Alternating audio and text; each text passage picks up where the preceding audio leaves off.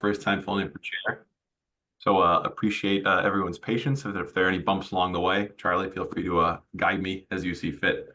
But good morning, everyone. Welcome to the Old Colony Metropolitan Planning Organization meeting of Tuesday, March 18th. And I'll read the accessibility statement here. This meeting is accessible to people with disabilities. Microphones or telephones will be used by all speakers. If you would like this accommodation, please contact Mary Waldron at 508-583-1833. Thank you. The Notice of Non-Discrimination Rights and Protections to Beneficiaries with regard to the federal Title VI/Non-Discrimination Protections and the state non-discrimination protections is included on this meeting's agenda and is available on the Old Colony Planning Council website at https://oldcolonyplanning.org/. Please contact Mary Waldron at 508-503-1833 for more information.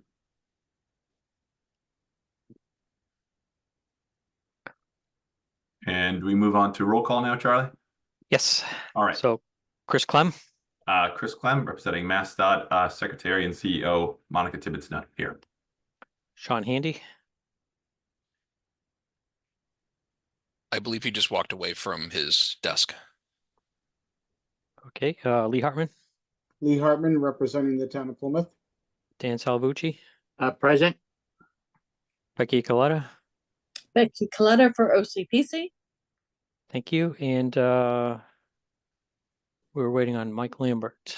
And Sean's back. And Sean, we're just doing the roll call. Oh, hi. Sorry, Charlie. Sean Handy, Mass DOT. I'm expecting Rich in a second. He's just having trouble with his Zoom connection. Sorry. Okay. Thank you, Sean. Chair, we do have a quorum present, and then we'll call the ex officio members. I see Anthony Jones from Federal Highway Administration. Yes, And Anthony Jones present. welcome. And then I also see Joshua Barber from Federal Highway. Welcome, Joshua. Thank you. And then I also see Vice Chair of the Joint Transportation Committee, Dan Salvucci. I'm here. Thank you. And I do not see anyone from FTA on the call. All right. Thank you, Charlie, and welcome everybody. Moving on to agenda item 2, opportunity for public comments. Are there any members of the public here that would like to provide comment to the MPO this morning? I am not seeing any raised hands, so we'll move on to agenda item 3. This is the potential approval of the February 18th, 2025 meeting minutes. Can we get a motion and a second to approve the meeting minutes, and then we'll go to any comments and questions. I'll make a motion. Dan Salvucci from Whitman. Motion heard. Any second? I'll second. Becky Coletta. All right, and a second. Charlie, can we have the roll, please? Chris Clem. Chris Clem, yes. Rich Bilski. Abstain. Lee Hartman. Yes. Dan Salvucci. Yes. Becky Coletta. Yes. And we may have to come back to that because we only have 4 votes in the affirmative, so we need 5. I would respectfully request the person who abstained just to vote for completeness, please. Sure. Yes. Thank you. Motion Thank you. carries. Thank you. All right, thank you, Charlie.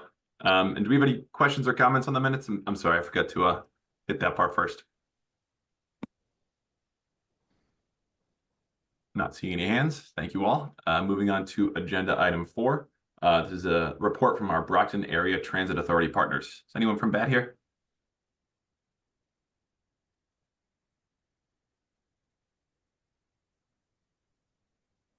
No, I don't see anybody here from BAT.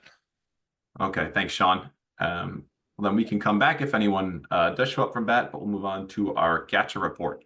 I think I saw some folks from GATRA.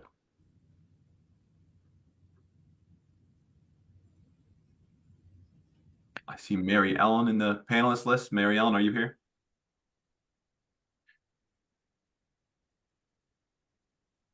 You're muted. Yep. There we go. I'm on my phone and I can never figure out how to use these.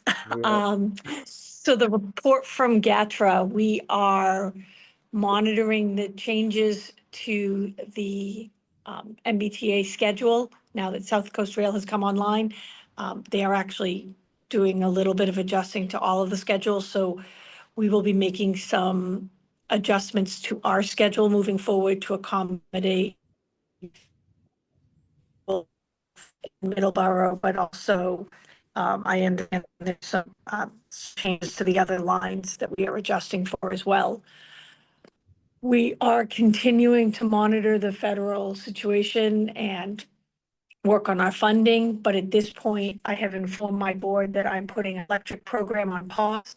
So we will not be purchasing any new electric vehicles or moving forward with any electrification.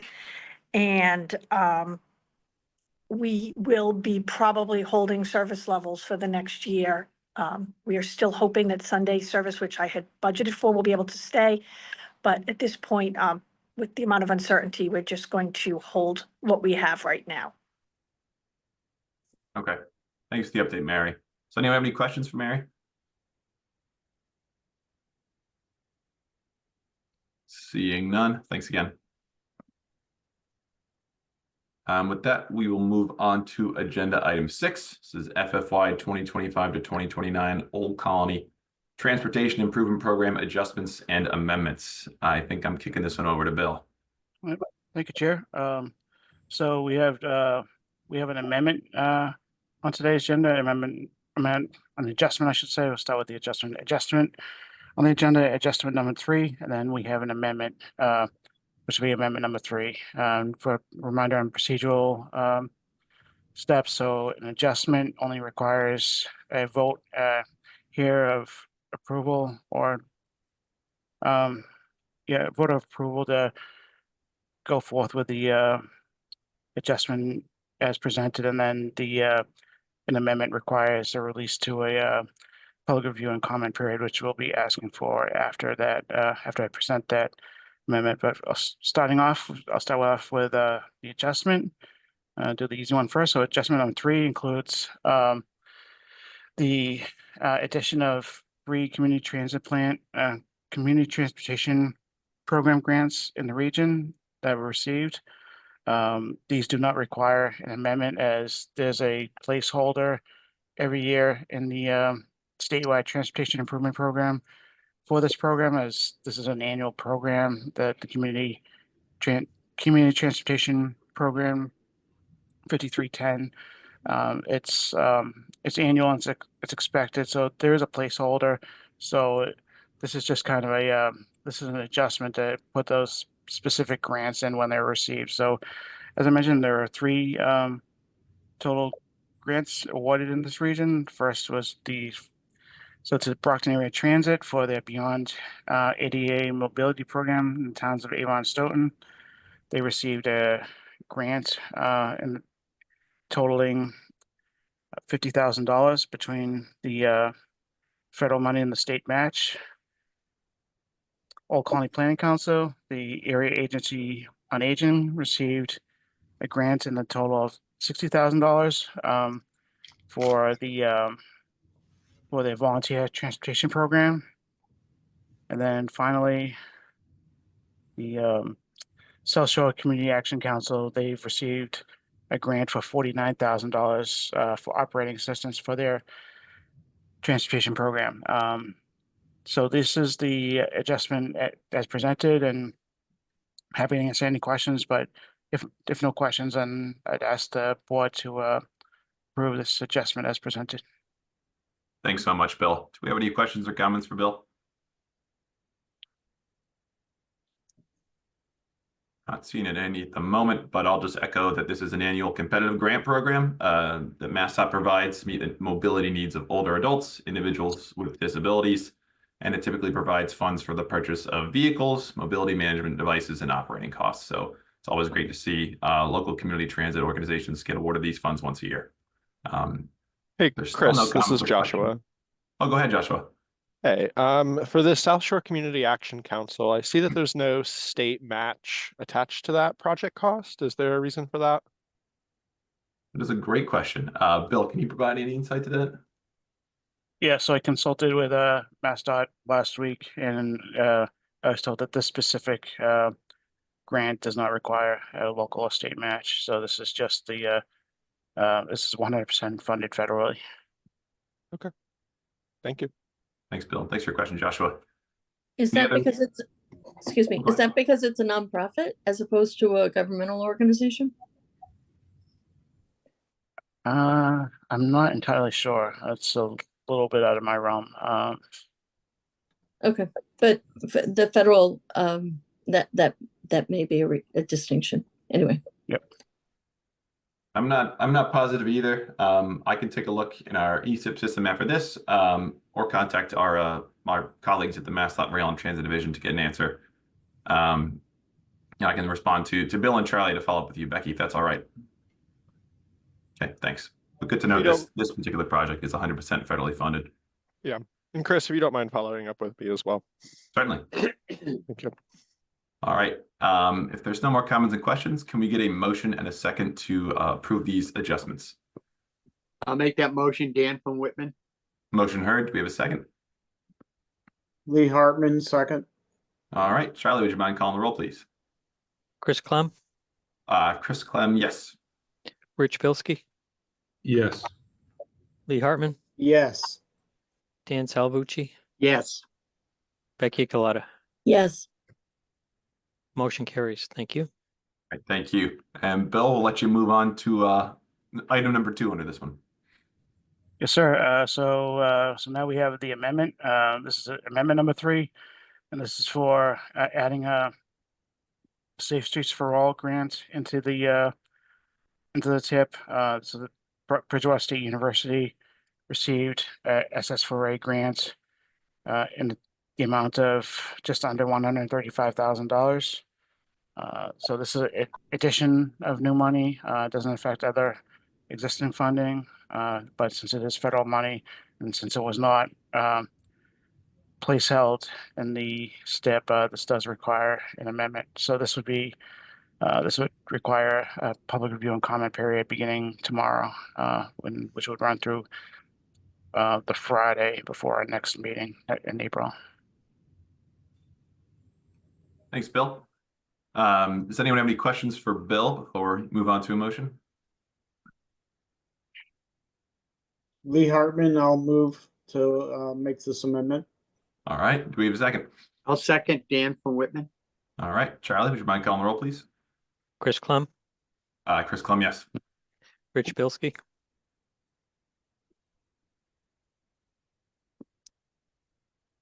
Rich, I think you're muted. Oh, yes. Thank you. Lee Hartman, Yes. Dan Salvucci, Yes. Becky Coletta. yes, Motion carries. Thank you. All right. Thank you, Charlie. And thank you, Bill. Maybe we could have some folks from Bridgewater State come back in the coming months or next year to share with the MPO some progress or a completed report once this work is done. Absolutely. I'm sure they'll be happy to. Awesome. Thank you. All right. Moving on to agenda item 7. This is the FFY 2026 to 2030 Old Colony TIP development. Bill, is this you again? Yes, sir. Thank you. So this is the big month where we select a preferred set of projects to go forward in developing our federal fiscal years 2026 through 2030 transportation improvement program. So I'll preface this by saying, every given year, we always strive to keep the existing projects in the first 4 years of the TIP program where they are. It's not always easy, and you'll see in a moment that was particularly difficult this year. And then ultimately we would like to program as much new infrastructure investment into the new TIP as we can. But we do work in a world of fiscal constraint, and we only have a certain amount of money, and that's the reality. So if you just want to go to forward to the thank you. So we ultimately came up with 2 planning scenarios that we're looking at for this given TIP. Ideally we reflect on the past. We've ideally like to have more than 2, but as I'll talk about in a moment, our hands were really tied, and especially in the first 4 years of this program. So I'll start just going down the table here. So the first one on your list, you see in the city of Brockton, we had a project that was supposed to be advertised this year. Center Street, Plymouth Street in downtown Brockton. That was not going to be able to be advertised this year. So that goes from 2025 to 2026. And then in 2026, another project in Brockton, the Summer Street, Grove Street, and Lyman Street project, as well as or including the Grove Street Bridge replacement, originally programmed for 2026. We were informed that that was not likely to go in 2026, that was looking more like 2027. So that set us up in a situation where we're becoming over-programmed in each subsequent year of the tip. So we had to, made the difficult decision to start moving projects around. So you see, starting the next one, next line, we see yellow highlighting in Duxbury, right on Duxbury Kingston line, I should say, the ramp project, to signalize the ramp between Route 3A and Route 3, right there on the town line. That was originally 2027. We're now proposing that gets delayed to 2028 to accommodate physical constraint. In Hanover, the Hanover Center projects, Route 139 at Main Street, Center Street, and Spring Street. That was originally 2029. No, I'm sorry, that was originally 2028, and now we're looking at 2029 for that to accommodate physical constraint.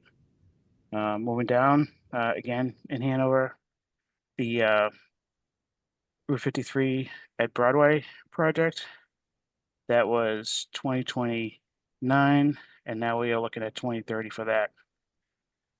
So these first two scenarios that I'm presenting to you, everything through 2026 through 2029 in these two scenarios are the same. There was little that with the total project costs and project readiness states of these projects, there was little that we could do. Few alternatives to moving these projects around. This was the best fit for these first 4 years of this tip. So then looking at 2030, looking at what we had left in 2030, we had two projects that seemed likely candidates that could potentially go 2030. One is a project in Easton, which is I often just call it the Eastern Triangle. So it's three intersections: Washington Street at Purchase Street, Purchase Street at Turnpike Street, and Washington at Turnpike Street. And that projects, both these projects I'm going to talk about that we're proposing for 2030, they both satisfy the goals and objectives of our long range transportation plan, as well as consistent with our Vision Zero plan, our Vision Zero policy, I should say. They both score well in the evaluation criteria process. So they're both excellent projects. So scenario one would program that Easton project in 2030. And then if you want to go to the next one. Thank you. And potential scenario number two, where we program Whitman project, the reconstruction of South Ave in the town of Whitman. So that's a 1.1 mile section of roadway beginning at Dyer Avenue on the western end, extending eastward to Route 58. It's a large project in geographic scope. It's also a large project in cost. So this would be advanced construction. So this would be programmed over 2 years, beginning in 2030 and beginning in 2031. But as I said, both these are excellent projects. At this time, I'd open this up to discussion among this board to see if there's a preference among the board. So it's ultimately up to the it's ultimately up to the MPO to select a preferred set of projects from these two scenarios. Thanks for that presentation, Bill. And I'll go right to Allison Shane, who waited patiently for comments and questions. Go ahead, Allison. Thanks, Chris. Allison Shane, OCPC delegate for Duxbury. I just had a quick question, Bill, about the signal installation. Is this related to the roundabout project? It might be. I know I said signal, and it might actually be a roundabout project at the ramps. So this project it's to the same fix project. It's the for ramp is being postponed. No, well, yeah. So it'd be proposed to go in 2028. My from what I understand, the last time I talked to the design engineer on this, it was getting close to possibly moving to 2028 anyways, because just where the project was in terms of design. At tip readiness days, it was determined that it was, 2027 still would have been fine, but it was getting close. And so this was a project that might have been getting moved to 2028 anyways. I can't say for sure, but yeah, it would be a slight delay in that project. But even so, I mean, I know we're talking, years here, like 2027, 2028. In reality, if the project just continued to, advance at the rate it's being designed, so you might be talking like, difference between being advertised in the fourth quarter of 2027 and the first quarter of 2028. So in reality, it could just be a delay of, a few months. So it might not be like an entire year delay. So 2028 is the year it gets noticed, not the year the construction begins? It would be advertised in 2028. So when construction actually begins, it depends on when it's actually advertised. If it's advertised if it's advertised in the the first half of the year, so that would be say this the fall or winter of 2027, 2028, then construction would likely be 2028. But then if it gets advertised towards the end of the federal fiscal year, because of construction seasons, it might it might have to wait until after the winter. It depends on a lot of things, but ultimately depends on the construction season and when it gets advertised. And so when you say advertise, is that for a public hearing to review the proposed design? No, the public hearing would happen before that. Okay. Public hearing is probably going to happen sometime next year. The advertisement is when it's 100% design and everything's all set, and it gets publicly advertised for construction companies to start bidding on it. All right. Thank you, Bill. You're welcome.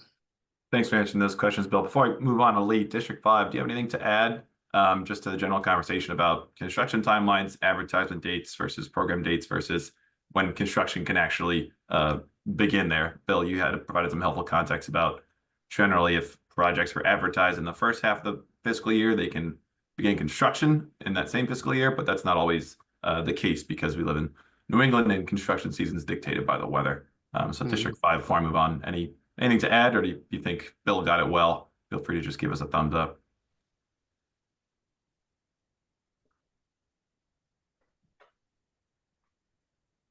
I'm not hearing anything, but feel free to chime in as we continue this conversation. Oh, Rich, is that you? Yeah, no, I think Bill did a good description. Okay, thank you, sir. Good job, Bill. Thank you. Move on to Lee. Go ahead. Thank you. So on the conversation we just had, I would point out that I've seen these move up and down. So just because it moved back 1 year, things that get accelerated and other projects that are ahead of it slow down, it could move back up again too. So it's a placeholder now, and depending on progress, it could move back up to a future year, even 2 years. But again, that could happen. So my question is, so we offer two scenarios here. Does the OCPC staff have a recommendation on one or the other scenarios that you offer? Yep. So, we've all been looking at both these scenarios closely in the office. After a lot of consultation, we, our preference would probably be, no, our preference is scenario number 2, that the South Avenue project, for a variety of reasons. So that does create a lot of safety benefit for vulnerable roadway users in that area. Already there's a lot of pedestrian activity between a densely developed neighborhood in Whitman, the Whitman Commuter Rail Station, as well as an elementary school that's there. So that there's that element. It would provide a boost to economic development in a area that's a little bit slightly run down. And yeah, and also, women, I would note that this, I've worked here for 25 years, and this is the first local tip project that the town would get. They, it's also nice to kind of spread the wealth a little bit, and with towns that haven't received tip projects ever or in a long time, if they're good projects, to kind of see them advance. Thank you. Thanks, Lee. Thanks, Bill. Becky, go ahead. Sorry. Yeah, I was kind of gonna suggest that only because as I'm looking at the tip, particularly as we move Duxbury out to 2028, I'm just looking at sort of our region, and a lot of the projects seem to be in the Brockton, Easton, Abington area. And it would be nice to get some, parity. I don't know the projects as well as you guys do, but just looking on the face of it, to get some parity between the various parts of the OCPC region, I think it makes more sense to have Whitman project move forward before another Easton project. Thanks for those comments, Becky. Certainly a great opportunity for the board to demonstrate their priority for sort of geographic equity and the distribution of projects here. Before we move on, Bill, are you looking for a vote for the MPO to move forward with a preferred scenario for staff? Yeah, so we would look for an MPO member to propose either one of these scenarios as the preferred set of projects for the new tip, and then to vote on that. All Lee right, Hartman, I move scenario 2. I'll second that. Whitman.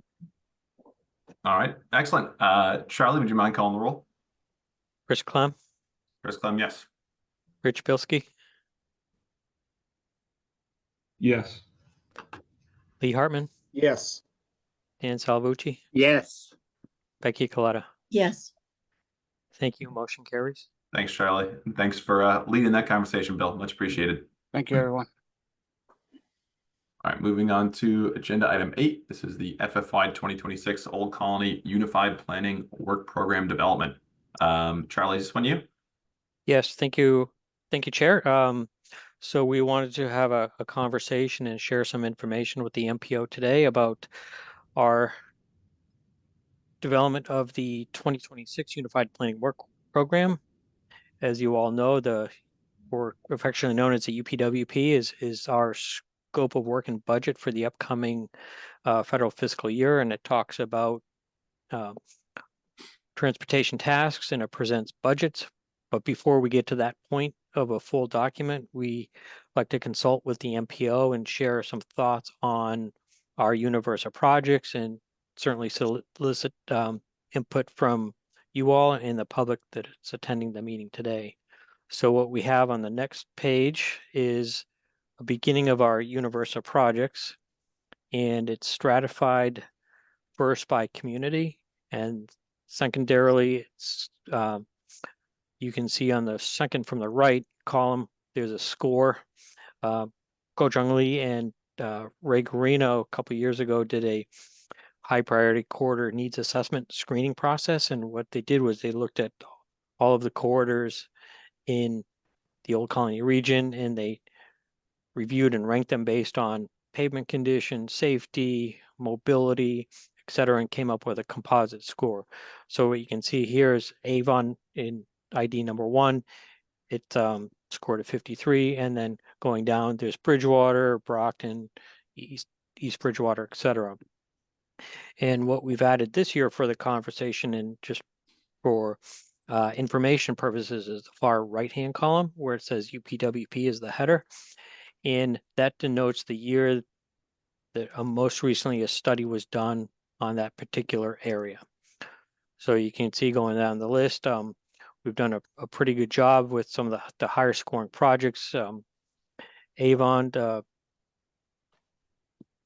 104 in Bridgewater, Route 18. But then there are some gaps in here where we haven't done studies. If you go to the next page, goes on, Route 18 corridor study, for example, was done in 2023. So this is basically a catalog and inventory of a needs assessment and where we've been. You might see Brockton, Route 27, Whitman, Route 27, or Route 27, Stoughton. That was last done in 2008. But I note that there's been several projects in Brockton, for example, on Pleasant Street, where there was a TIP project. So we wouldn't necessarily recommend doing a corridor study at this time, and the like. But you can see down on the bottom, there's 2 additional categories for regional projects. And these are examples of where there's been larger scale studies. The first one being a bike and ped connectivity study, last done in 2021.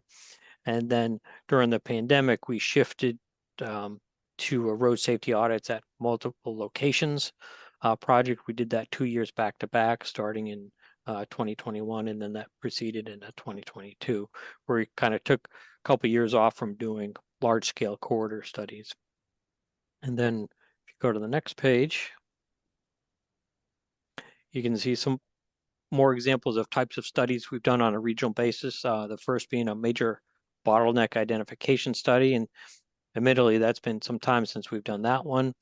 And then one of the ideas we had identified in our universe of projects is a region-wide resiliency improvement plan. And last but not least, as you all know, every 4 years we have to do a long-range transportation plan. And this is basically a 20-year look forward that starts with a needs assessment, looks at socioeconomic projections and forecasts, and what are the needs on the transportation system. And I would say most definitely this last project is something that we're looking to program in 2 phases, one in 2026 and phase 2 in 2027.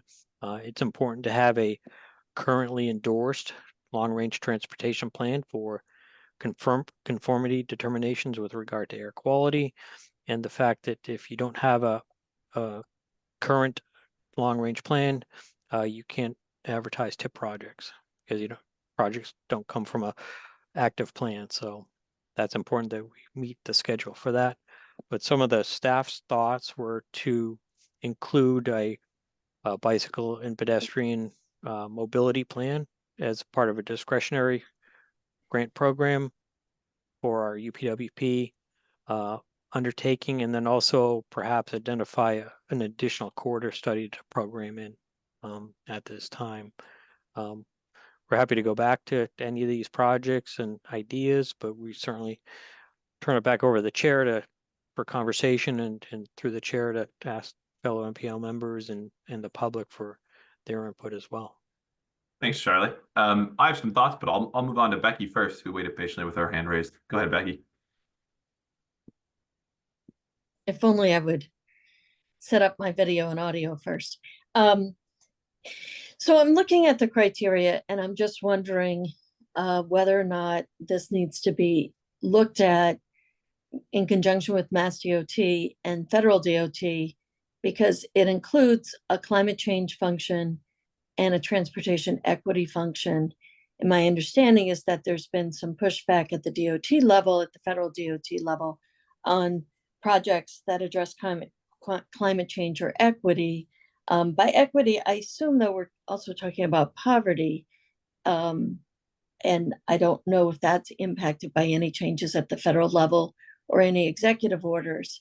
But I do want to make sure that we are not going to put any funding in jeopardy by using criteria that are going to create issues between federal and state partners. Yeah, that's certainly a great observation. Charlie, would give you a chance to respond first if you like. Sure. Thank you, Chair. Thank you, Becky. So one of the things that we do recognize, of course, we recognize the current federal climate and it's evolving. But one of the other things we recognize too is that Title VI is still a law, and that still exists on the books, and that hasn't gone away, and that has not been affected by executive orders.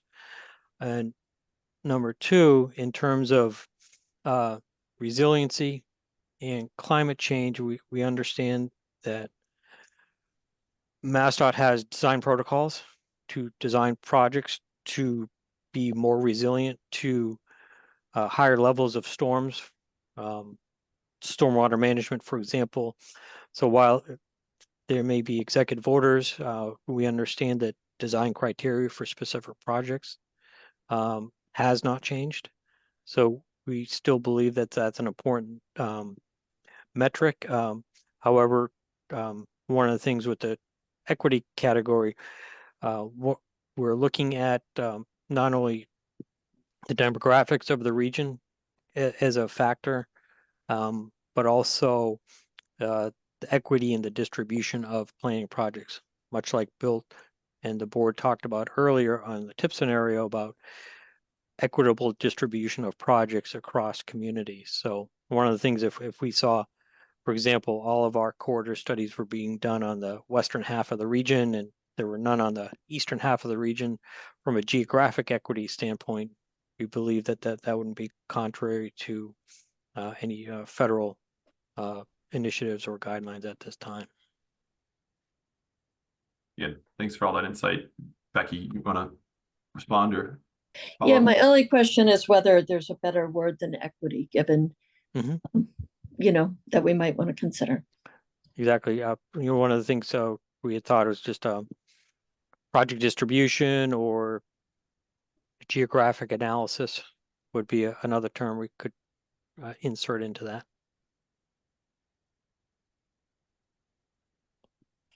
I know through the chair, I don't know if any of the federal partners would like to weigh in on this.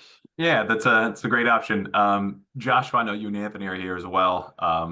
We've had some conversations about this in recent weeks, but would you like to take the opportunity to provide any insight for the MPO board here?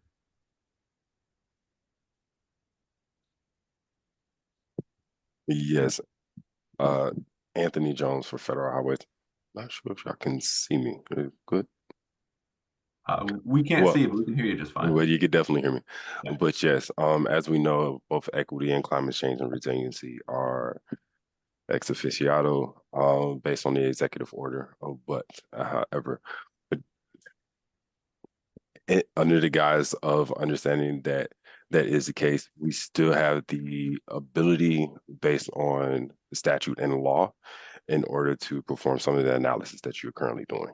Yes, the terminology can be changed and improved upon in order for you to do the work that you continue to do.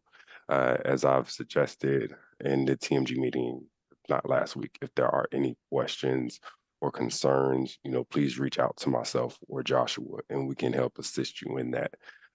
But as I'm directed, we are to follow administration's orders as it is. But there are ways in order to achieve what you are currently doing, and with your current state laws, you kind of fall back on to those as well too. And so, yes, changing the terms to geography or populations to capture the holistic sense of what we're doing or what you're trying to achieve is most likely acceptable. Great. Thanks for that insight, Anthony. Yes, that sounds good. This is also Rhonda. I'm the new Civil Rights Program Manager here in Mass Division. I took Tina Hooper's place, and I like that. Geographic analysis. That's an excellent term. I stole that, and I'm going to start using that myself. Thank you for the tidbit. Thanks for your participation, Rhonda, and nice to meet you. I don't think we have the chance just yet, but Yeah, I just want to echo that, federal partners, MassDOT, and regional partners, OCPC included, are going to continue to work very closely on this, especially as development of these documents is time and review is sort of right on the horizon. And we'll continue to keep the MPO involved in any changes that are made. And Becky, that's an excellent comment and observation here. So the spirit of the work that OCPC is trying to do will stay the same. It's just the language will change a bit, but we'll still be able to accomplish the goals that we've set out to do. Does anyone have any other questions or comments for Charlie? Charlie, are you looking for feedback on members' priorities in terms of project types, or maybe communities of interest that haven't gotten or received a study through the UPWP in recent years? Is there certain feedback you're looking for that would help you and staff move forward with developing the UPWP? Yes, exactly. One of the things we had looked at or considered was perhaps a corridor study along Route 139 in Pembroke. Might be a priority area that we take a look at. But if folks don't have comments today, they can certainly work with us offline. This is by no means a final list or a final decision point. And I want to thank Federal Highway folks and MassDOT for their weighing in on the terminology changes, and we'll certainly update those in our matrix here. But either today or offline, if people have areas that they would see a need for a study, please let us know. Yeah, thanks, Charlie, and I'll echo that as well. Folks need to take some time to review this list and sort of get back to Charlie with comments and questions. Obviously, the UPWP is constrained by other financial obligations, so we can't pursue everything on this list, but trying to maintain geographic distribution of projects is certainly a priority for the MPO. And it looks like you'll be undertaking the regional bike ped mobility plan as well, which will impact all communities, which is great to see. So if there are no other comments or questions, thanks, Charlie. We can move on to the next agenda item. Mr. Chair, I just wanted to recognize that Kelly Forrester from BAT has joined the meeting. I'm not sure if we would like to go back to that agenda item to do the BAT report. Sure. Thanks, Sean. And welcome, Kelly. Sorry to put you on the spot. Hope your technology is working. But we missed a Brockton area transit report earlier in the meeting. Do you have any updates or reports you'd like to share with the MPO on behalf of BAT? Hi, thank you, and sorry for the late joining. No problem. Oh, and it is working, so that's good. So we just have nothing too crazy to update. We are moving forward with our overnight employment transportation program. So that is a partnership with Uber that is funded through MassDOT that we will allow from 9 p.m. to 6 a.m. A $9 subsidy to be added to someone's Uber trip if they are looking to get to work. And we are also looking to partner with some adult education programs in the area as well. So that will be something that we will be opening up our application for shortly. So everyone can be excited for that. And I don't think there are any other updates. Great. Well, thanks for that update, Kelly. Those third shift workers definitely need some assistance getting around, especially around those times of the evening. When that application is open, will it be available on your website? Will you be able to share it with your distribution email list? How will folks get to know when that's out? Yes, absolutely. We will put it on our website, and we will share it with our friends at OCPC, and maybe they can share it with all their contacts. That'd be great. Thanks, Kelly. Do we have any comments or questions for Kelly? Seeing none. Thanks again. And thanks for the shout out, John. Appreciate it. Thank you, Chris. Thanks, Sean. You're welcome. So I think that'll take us back to agenda item 9, administrative matters, other business, date and time of next meetings. Charlie, I'll let you take this one, I think.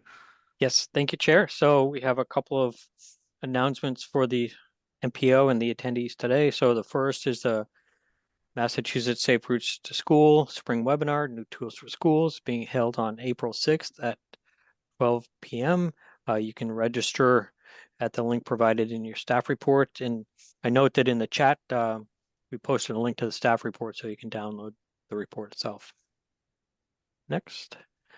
So on next week, on March 25th at 11 o'clock in Brockton at Massasoit Community College, the Federal Funds and Infrastructure Office is continuing their community tour across the Commonwealth, and all are invited to attend either in person or virtually to hear what's going on with the FFIO, as we used an acronym for it, and should be a lot of good information, and it's a great resource to help communities and partners apply for discretionary grants. I don't know if anybody from MassDOT's going to be attending in partnership. I know Derek Cravat is the Municipal Grants Engagement Office leader now, and I know Derek's been a phenomenal support and to the communities and working in partnership and in tandem with the FFIO.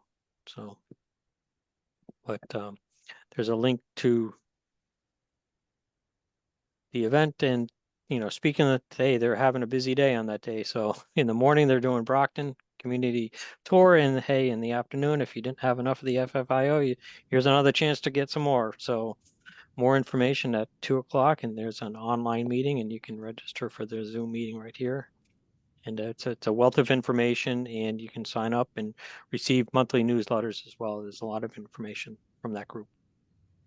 We appreciate their efforts. So date and time of the next meeting, you might have noticed there's some pending great news. I'm not going to say it's a done deal yet, but the Massachusetts House has passed an extension to the remote meeting law provisions and extending it to the end of June 2027, and with the expectation of the Senate taking it up, I believe, on Thursday. So fingers crossed, and if you have a 4-leaf clover, you might want to look for that and put it in your pocket and hope for the best, right? So, but certainly appreciate the attention of the legislature on this important issue. I know it's important to the communities and many community organizations that have used this method since the original enactment of the remote meeting law emergency provisions. We find that it's really opened up the attendance to a wider group, and it allows people to attend remotely, and plus it's more efficient in time management as well. So fingers crossed on that one. And then just a couple of dates of our upcoming meetings: April 15th, May 20th, and June 17th.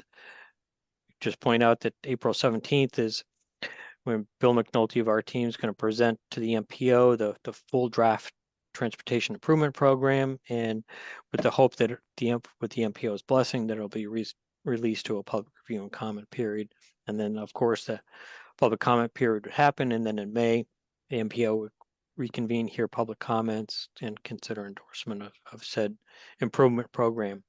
And that timing is important because not only the Old Colony Transportation Improvement Program, but the respective tips from across the Commonwealth feed into and inform the MassDOT capital improvement plan that has to go live by July 1. So, and obviously go through their process as well. But that's in a nutshell what we have for announcements. Turn it back over to the chair. Thanks, And Charlie. Mr. Chair, I think we have one more announcement. If I do, where Sean, are you able to pull that up? Is Sean Bailey? Or Kyle? Yes, I'm working on it. 1 second. Okay, as we do that, today is a special day, and what Sean is pulling up is that today is 29 years that Charlie has been with Old Colony Planning Council. And we did just this little happy work anniversary, yeah. Charlie. Yeah. Thank you. Yeah. And again, for all, I mean, just not only just for today, but you can certainly, the depth of Charlie's just knowledge and his collegiality. We're really lucky to have him on board, and just wanted to do a quick shout out. So Thanks, Mary. Thanks, Charlie. Well deserved shout out. It's been a pleasure to work closely with you for the last 9 months. Yep. Anniversary. Outstanding. Yeah. Thank you very much. Yeah. Well, it's certainly a pleasure to work with all of you. You make it easy and worthwhile to come to work every day. So, and not only the team at OCPC is wonderful, but also our federal and state partners and regional partners and folks in the communities. We find the work really rewarding, and we're really trying to make a difference in what we do. So Thanks, Charlie. Thank Don't you. go anywhere too soon. I'll just, before we adjourn, I just want to echo the next few meetings are very important for the release of those public documents that Charlie referenced. April, May, and June should all be quite busy. So looking forward to seeing everyone there and getting your participation insight on the TIP as well as the UPWP. So with that, I think we will move to adjourn. Can we get a motion to adjourn?